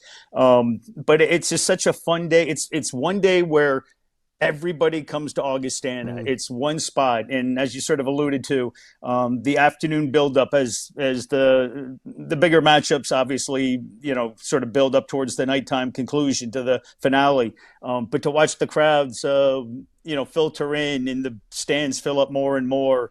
And then it's just an electric atmosphere for those last couple of games. It's just a fun atmosphere. You just sort of see everybody from the community. They're all out supporting everybody. What a fantastic idea. What a great spot. It just really is. Coach Giovanni, back when, obviously he was with Augustana, he'd be floating around the gym as well, keeping an eye on stuff and watching what was going on. I'm sure Coach Delp is probably floating around there this Saturday as well, if they don't have a game. But it's just a fun time, just a really exciting time.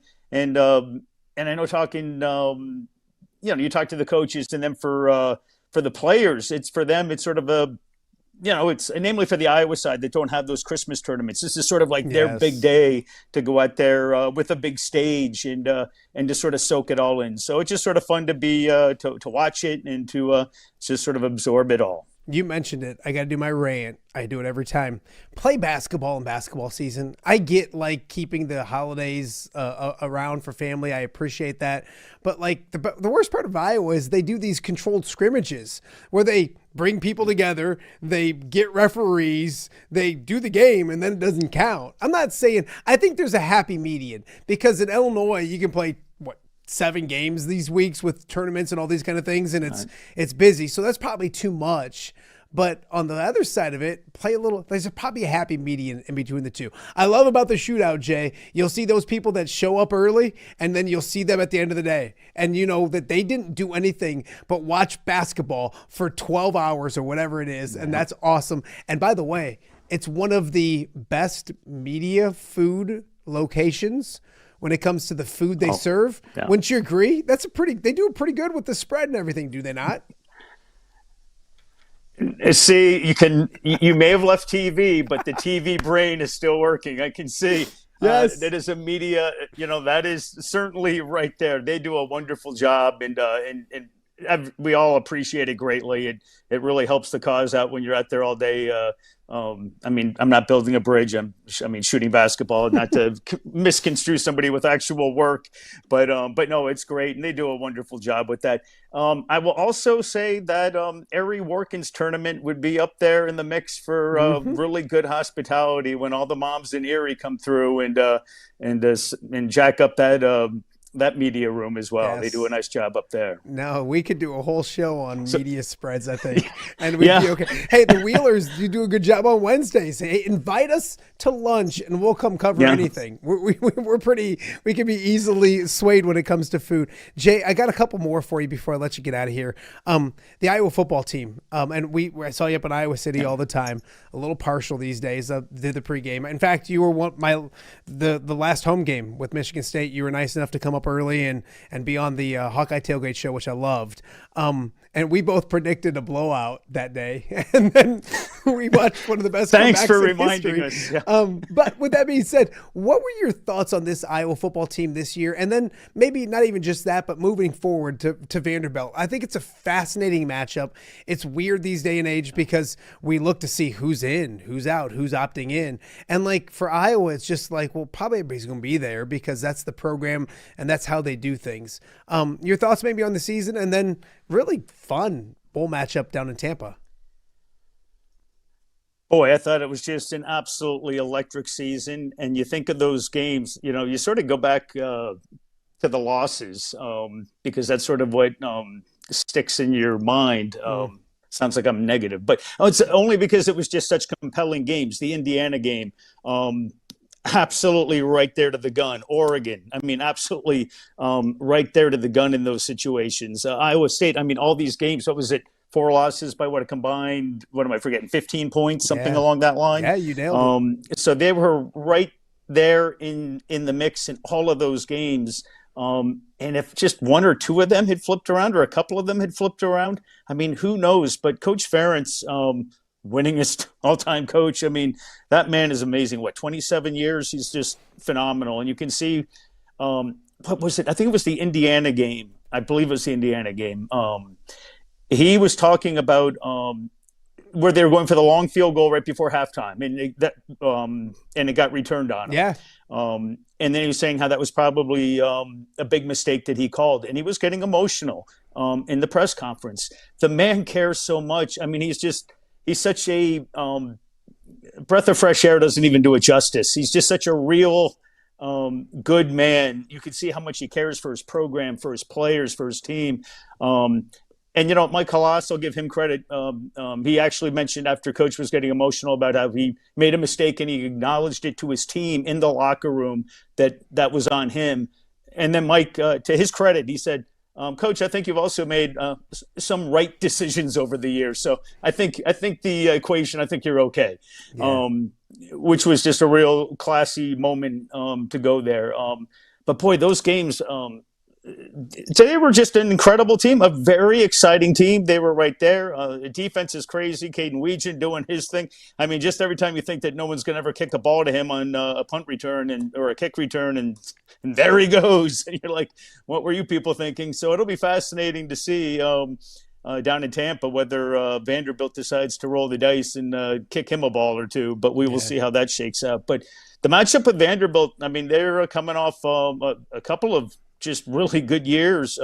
My nephew actually went to Vanderbilt, so I've had a little bit more talk with him about stuff over the years. But he's since graduated, so actually when he was at Vanderbilt, the football team was awful. So that was like, now they're good, and he's not there. But it'll be interesting. I agree with you. I think that could be really one of the more interesting matchups all the way around, outside of the playoffs, although it's probably more interesting than some of these playoff matchups we have coming up this weekend. No, absolutely.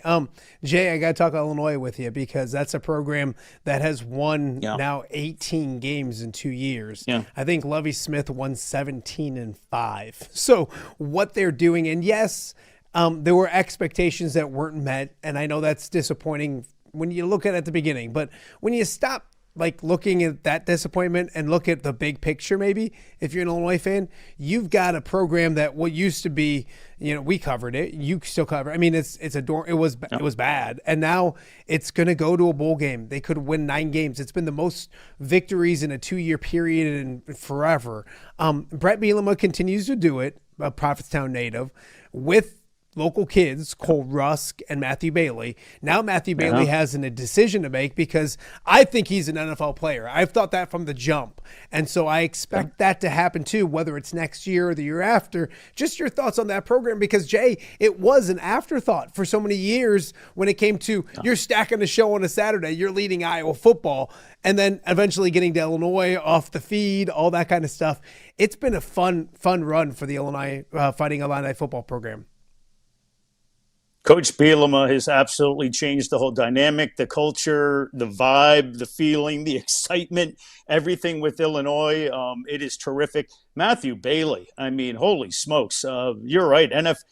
The talent in this area, I am just continually just beyond impressed with some of our with the athletes in this area and how well they do and how high the ceiling is for some of these guys. And Matthew Bailey, you saw him at Browning Field for all those years doing his thing and doing his thing in the Big Six, and now he's just tearing it up down in Champaign and getting it done with Illinois. No, it is a blast to see them do well. There's times people ask, hey, you're an Iowa fan and Illinois fan, and I'm actually a fan of all of them because it's good for business. I want them all to do well. Yeah. I like it. I want them all to do well. And obviously, when they play each other, we get a winner one way or the other. But I'm happy to see them doing well, and it's really fun to have them being so good. It's, as you said, it used to be not necessarily an afterthought, but certainly down a couple of notches. But now they are right there at the top of the page. And they're doing some great things. And that game with Tennessee in Nashville, go get them, Illini. I mean, who's to say? I mean, they seem like they are. Altmaier's fired up to play. You said he grew up in that area, and he always went to that game. So there's no way he was going to miss this game. And go get them, Orange and Blue. Do it. I mean, why not? Yeah, no, absolutely. I'm looking right now. I know the schedule isn't set for. I think Illinois and Iowa finally play next year. I'm pretty sure it might be the year after, but it's one of those things that, like, I'm so biased when it comes to it, Jay, that they deserve to play every single year that I get annoyed that they play. No, it doesn't say. It does. I should know it. They play next year. I think it's at Illinois. But anyways, that should be an every year thing because it's so fun here in the Quad Cities as well. And you're right. The cool part about these guys that we get to cover, they're fantastic athletes. Jay, there's very few and far between that I can say this wasn't an outstanding person, if that makes any sense when it comes to the, I mean, we go back to Chase and Randall and even Pat Anger. I don't want to say too many nice things about him on the show, but even Pat is as good as it gets. But that's what's fun is that they're all great human beings. Cole Russ has come up for the last 2 years after practice and busted his butt with his teammates to come out and golf in an outing for my late father. That says everything you need to know about the type of human being that Cole Rusk is. So it's always fun to get to cover those guys. Okay, before I let you go, Christmas, thumbs up, not Christmas, Christmas music, thumbs up, thumbs down. I am definitely more of the traditional, like, I'm not big on like the pop Christmas music, but like, I guess probably like the church music, I mean, Hark the Herald Angels Sing, at church. I mean, I might be in tears. I mean, not that you want to see that, but, I mean, that will move me, Silent Night, when you're lighting the candles on Christmas Eve service, which I think I'm going to miss this year because I'm going to be working because I'm being nice and I'm letting my other guys go home. Are you Which kidding? Is fine. This is all good. It's my choice. You're the nicest. This time my wife's like, it's people like you that used to make me feel bad because I was out of that place by December 15th and I wasn't back till the new year. So, but my kids are older now. My kids are, and I've done I've had. If my kids were little, my kids are grown now, so they're in their 20s. And if those guys don't have the day off, they can't see their family. I can get into work. I can sort of go back and forth. So I'm okay. Tape it, not to deviate, but record it. But Jay, record the sports and go home. That's my opinion. My thoughts That's is a good record call. it and go home. And no offense. I don't know how many people are going to be watching your local 4 News I understand. at 10:30 on a whatever night, Thursday night of Christmas Eve, or Wednesday night. So, anyways. I totally understand. Hey, Jay, real quick, you're right when it comes to the Christmas. My favorite Christmas carol, my song is "Oh Holy Night." Like, I love "Oh Holy Night." Andy Williams, I'm going to sound like such a dork here. Andy Williams is an amazing, and he's passed away now, but my dad, hey, you'll love this. He used to have an 8-track next to our TV. And that, back then, when we were growing up, an 8-track was too young, or too old too. It was like this old machine. We didn't know what it was, but he had Andy Williams Christmas on an 8-track, and we put it in, and my buddies and I would play video games and listen to Andy Williams Christmas. It got to a point where when I was in college, maybe a little out of college, Andy Williams came in concert here in the Quad Cities, and we actually went to the Mark and listened to Andy Williams Christmas, and it was amazing. We were the youngest people there. We loved every part of it. So I'm a huge Christmas carol guy. Eggnog, thumbs up, thumbs down. I'm gonna go sort of middle of the road. I'll have some, but I'm not gonna have a lot of it. I mean, I'll drink it. I don't need a bunch of it, but I don't like actively hate it. I mean, but it's I mean, it's time of the season, so I'll have some here and there. It's too bad I don't drink, or else I'm told eggnog with something else in it might help the cause. But I bet that's not my path these days, hasn't been my path. But whatever. It's okay. I love it. Is there a favorite Christmas tradition that you have, your family has? Something you guys always do around the Christmas time, Christmas Eve, Christmas morning, whatever, that you love that the Kidwells have to do?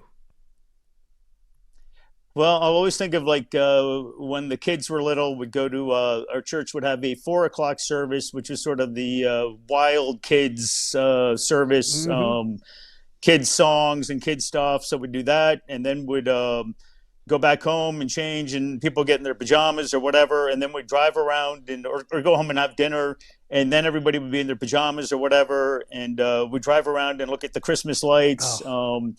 And just drive around for, I don't know, 2 hours or whatever, listening to, I think Mix 96 always has the Christmas music going, and doing that. And then would eventually get back to the 9:00 service, which is the candlelight service that I always enjoyed, which with the 9:00 news will be tough. But forget that.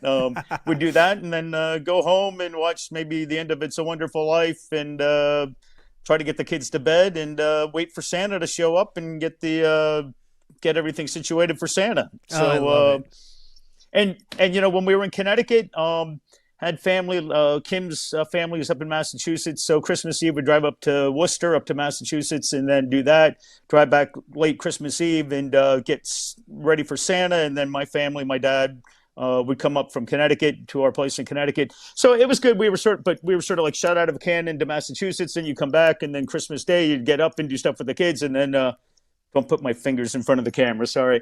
And then, my dad and his wife and others would come up, which is always fun. But out here, we're kind of on an island, if an island in the middle of the country makes sense. But no one's coming, nowhere to go. And we can just sort of be in pajamas, have hot chocolate. When we get up, and we do what you want to do. And I'm sure there's a nice middle ground, but just new traditions out here, and it's just a wonderful time. Just always a special time. I love listening to it because I think, and we probably still do it too much, is you got to make everybody happy when it comes to family. And all my family's here, all my wife's family here, so you're hopping around to so many things. I used to say to my wife recently, like, hey, I don't think they get to enjoy. Like sometimes my kids come home and they don't know who got them what, probably because it's just here, and then go to the next one. So a goofy one that I have is, we would go to, when we were older, we went to Christmas Eve midnight mass. If not, we would go to like the early mass and go to family, whatever. But we always ended up at home, and we always, I always would sit down with my dad and watch. It sounds weird, but the mass from the Vatican. It's a tradition. And so we would I would always watch with my dad. And then nowadays, even kids go to bed and my wife's like, oh, the Vatican mass is on. And I sit there. It's not even in English, Jay. They have the people talking to you or whatever, but it's not even my language. And I don't know why it is, but that's one of those things I always love to do as well. Before we go, we lost a Your dad's with you in spirit on Christmas Eve. Your dad's with you all the time. I love it. No, I completely believe that. Before we let you go, speaking of being in spirit with us, we lost a legend last Tuesday, a week ago today, when Jim Albrecht unexpectedly passed away, 74 years old. But last time I saw Jim, I was like, you look better than I do, and I'm 46 and you're 74. And he's like, I'm just living a good life. And he did. He lived an amazing life. What did that guy mean to not just yourself, but this area when it came to media and sports and everything he did before us and with us here in the Quad Cities? Just an absolute class act, great man, incredibly. I completely was half in shock when I heard about it, blown away, very sad. He had texted me maybe 2 months ago for his birthday, sent me a couple pictures where he's like a bodybuilder, like he's in great shape, as you were talking about. And he's like, not bad for 75, I believe, as you said. And, texted, we'll touch base soon or whatever. But when he was doing your job, the Hawkeye pregame show on the football side, he would, Tyler, my son Tyler, when he was much younger, obviously, because Jim was there, whatever, how many years ago. But he would have Tyler hang out with your special guest, with your former Hawkeye that was, your ceremonial captain, or the Hawkeye guest. He would have Tyler hang with them, and then he would have Tyler bring the guest up to the stage for his interview segment. He was so good. He was great to me, but he was so good to my son. And as you're a great father and you understand what it means when somebody's good to your kids, what that means to you. And he was so good to Tyler, and he was so good to me. He's going to be really missed. And here's a thought, and not to sound like that guy, I'm not just a thought. The day you were kind enough to have me on your show, the Michigan State Morning, I was thinking of Jim that day, because I'm like, hey Jim, I'm hopping into your zone, and I was going to call him that day and tell him, or I was going to call him before I was going to go on, but I was listening to you do the show, so I said I'm not going to do it now. I'm going to call him later. And then for whatever stupid reason, I never called him that day. Didn't call him that weekend, and I never did it. So if there's anybody you think you need to call about something, make the call. I mean, if it's a bad time, they won't answer. They'll go to voicemail. Who cares? But make the call. Yeah. Make the call. And I'm sick that I didn't call the day that you were so kind to have me on your show. And I was thinking of Jim that day when we were together outside Kinnick. And you're so good to me too. I mean, you're just another one of the class guys around here, and you're great to Tyler too. Another one. Tyler's my. Anyhow, I can't believe he's in 20s, and I remember him hanging out with us as a little guy, and then as a bigger guy, and all that kind of stuff. So, there's things I miss about media when it comes to. But the main thing I miss is the people, and it's Cuff and Jenna and people at the station and Wheezy and all those guys. But it's the people. I always say this every time I'm around Jay. I saw Jay more often than I saw my wife for about 20 years, which is probably why I'm still married. It's because she didn't have to put up with me that long. But I miss it. I called you and I said, hey, want to hop on Tuesday morning for 20 minutes? Jay, we're looking at like 35 minutes, but it's worth every single minute of it. And I echo everything you say about Jim Albrecht. People saw the accomplishments that he did on air, and it's remarkable. And radio, pre-games, Wheelers, TV, you name it, he did it. I remember the According to Jim's that he used to do at WQAD, where he just came on and talked about whatever he wanted, and he literally talked about whatever he wanted. But it's the guy off the air. No pun intended with the show's name and stuff. It was that guy. He was never in a bad mood. And I will double down and say Jay Kidwell is a guy. I'm in a bad mood all the time. I'm cranky. I can be a jerk. All those kind of things. Jay Kidwell's never in a bad mood, and that's what I love about it. I wish you and your family a Merry Christmas. Thank you for doing this. And now that we figured out, I won't make you come all the way out the house all the time. We can figure this out and do it a lot more easier than that. But I will make you come out to the house every now and then, because I enjoy when you make the trip out here as well. So Merry Christmas, my friend. I appreciate your time, and we'll catch up again soon. Merry Christmas to you, Matt, and your family. I hope you guys have just the best Christmas and New Year's ever. And again, 2025 has been an incredible year for you, and I can't even imagine what's coming up for you next year. Keep doing you. You're a good man. I love you, buddy. You're a good friend. I love it. I love you too, my man. We'll talk to you soon. Be good. That is Jay Kidwell, the one. I can't tell you how much I enjoy conversations. I joked with him before we got rolling. I said, even if you don't want to do the interview, we can just hang out and talk. Because that used to be, the Bandits game, or dinner before the Bandits, or at the Wheelers game, or whatever high school that we were at for the day. And the best is when we used to follow each other around. Hey, where are you going? Okay, yeah, I'm going here next. So Mike Laskaski was a kid too. He was a young man. I loved Mikey, and we would set up our weekends as hey, where are you going? So that we could keep, where are we going to get lunch? So I spend more time with these guys than I do with my own wife and kids sometimes. So Jay Kidwell is the best. We got more to get to. We're just getting warmed up here on OTA on a Tuesday. We'll be right back. Hello, Dan Pearson here of FCA. Our team is thrilled to support Off the Air with our good friend Matt Randazzo. We share the view of the power of sport when it comes to relationships, including the influence of the coach. FCA believes the coach is the most influential person in America. Matt celebrates local coaches and athletes. His content is informational, insightful, and inspirational. Our Fellowship of Christian Athlete team loves partnering with Off the Air with Matt Randazzo while we engage, equip, and empower coaches and athletes in our 23 counties. FCA, the heart and soul in sports. View from the West, the podcast covering Illinois high school football. It's going to be a hard-hitting game. It's going to be great football. Weekly analysis and reaction from around the western side of the state of Illinois. This is the game we had circled when the year started. Follow along on YouTube and subscribe wherever you listen to podcasts. It's big-time football out there tonight, and I know we can play big-time football. View from the West. We got you covered.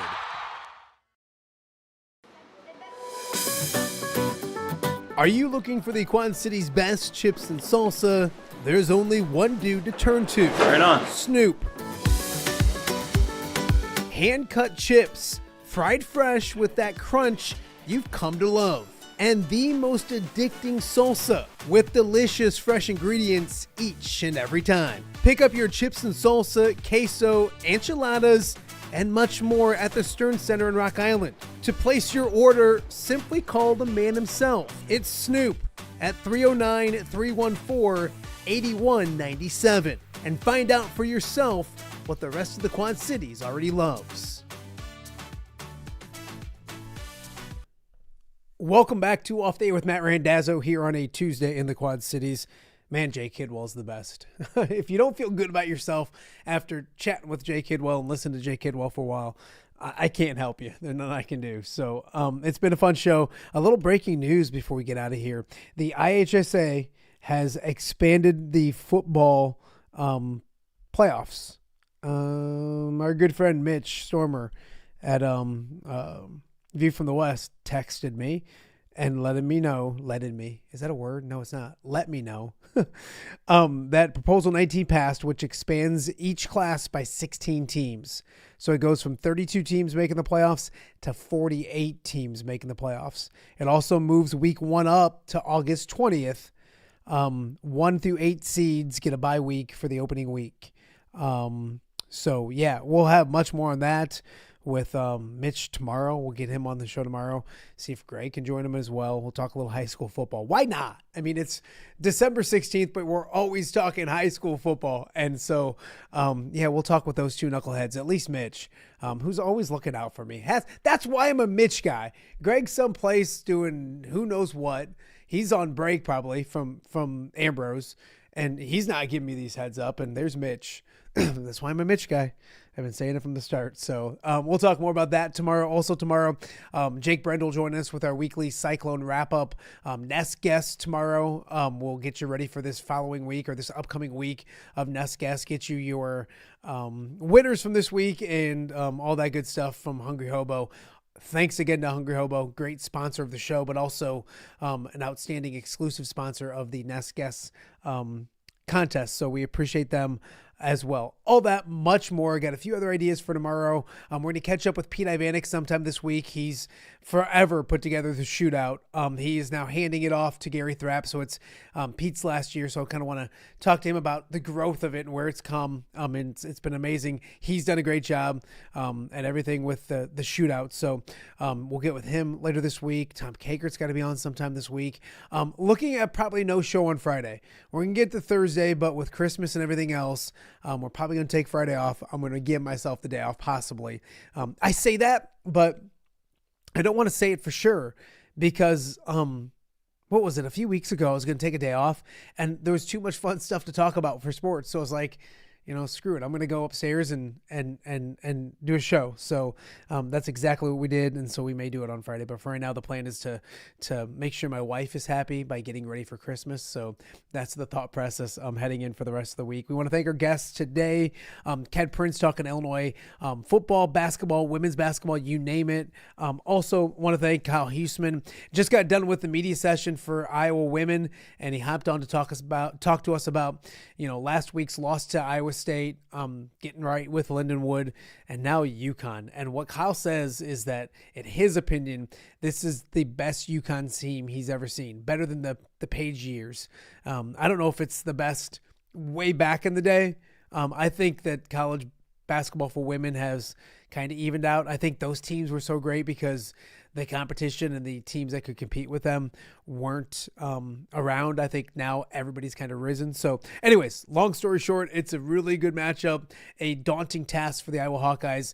The UConn, I believe 12:30 or 11:30 on Saturday. I should know that. We'll figure that out for the rest of the week. So go check out what Kyle had to say. And then Jay Kidwell, we talked about the best stories from this year in the Quad Cities. We talked to Iowa and Illinois football. We talked about the shootout coming up this weekend. We talked about Christmas. We talked about the great Jim Albrecht. So if you missed that, go check out Jay Kidwell. He's as good as it gets when it comes to those kind of things. And last but not least, we did do our poll question. I'll take a peek. Go to my social media at Matt Randazzo if you want to weigh in on the poll question. I tweet too much during the show, some people say. All right, so as of right now, we have Christmas Vacation with over 52% of the vote. Home Alone in second with 30.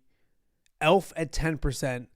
The Grinch has 7.5%, and then a few people in the comments said Die Hard, Mickey's Christmas Carol from the one and only Brian Stocking. I can see Stockpile, snuggling up with his Mickey blanket and everything and watching that. But hey, I enjoyed it too, growing up as well. Not my favorite now, but growing up, it was one of my favorites. So anyways, go to my social media at Matt Randazzo and weigh in. The best Christmas movie is what?